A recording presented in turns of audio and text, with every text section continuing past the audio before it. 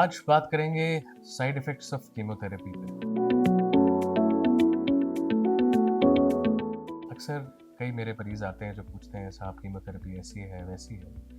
Chemotherapy कुछ नहीं है। इट्स अ ब्लैंकेट टर्म, एक ब्लैंकेट टर्म उन दवाइयों के लिए जो कैंसर मारक होती हैं और हर तेज़ी से बढ़ने वाले सेल को ख़त्म कर देती हैं। ये उसका काम है और इसके लिए ही वो बनाई गई।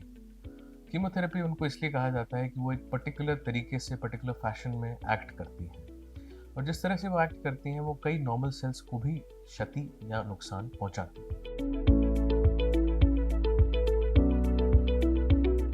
साइड इफेक्ट्स ऑफ कीमोथेरेपी पर से हर इंसान में अलग अलग मात्रा में आते हैं, जिसमें से दो मेजर साइड इफेक्ट होते हैं। पहला होता है कमजोरी। वो हर व्यक्ति में अलग अलग मात्रा में आती है। किसी में इतनी कि आपको बिस्तर पर लेटना पड़े और किसी में इतनी कि आप अपनी दिनचर्या के कार्य खुद कर सकें। और वो हर बॉडी अलग तरीके से रिस्पॉन्ड करती है। But modern medicine, modern protocols और मॉडर्न सपोर्टिव केयर के साथ किसी भी पेशेंट को इतनी वीकनेस कभी नहीं होती कि आप बिस्तर पकड़ लें। ये सारी वीकनेसेस, सारे इश्यूज मैनेजेबल होते हैं। दूसरा मेजर साइड इफेक्ट कीमोथेरेपी का होता है इम्यूनिटी या प्रतिरोधक क्षमता का कम हो जाना। ये जब कम होता है तो आपकी बॉडी में इन्फेक्शन होने के चांस बढ़ जाते हैं और इनसे बचने के लिए डॉक्टर्स आपको कई सारी सलाहें देते हैं, जैसे कि आप भीड़ भाड़ वाले इलाकों में ना जाएं और किसी भी ऐसे व्यक्ति से दूर रहें जिसको ऑलरेडी कोई इन्फेक्शन हो, सर्दी, खांसी, जुकाम, बुखार। इन छोटी छोटी बातों का ध्यान रख के आप इस चीज़ से बाहर आ सकते हैं।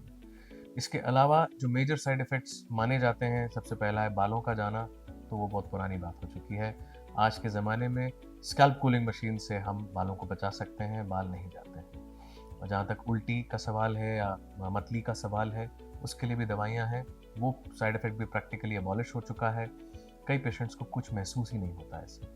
ऐसे कई सारे साइड इफ़ेक्ट्स हैं जिन पे विजय पताका हम डॉक्टर्स और साइंटिस्ट फहरा चुके हैं, पर फिर भी आज भी मेरे कई पेशेंट्स आके कहते हैं कि साहब कीमोथेरेपी से तो पेशेंट बिस्तर पे चला जाता है। ऐसा कुछ नहीं। Thank you.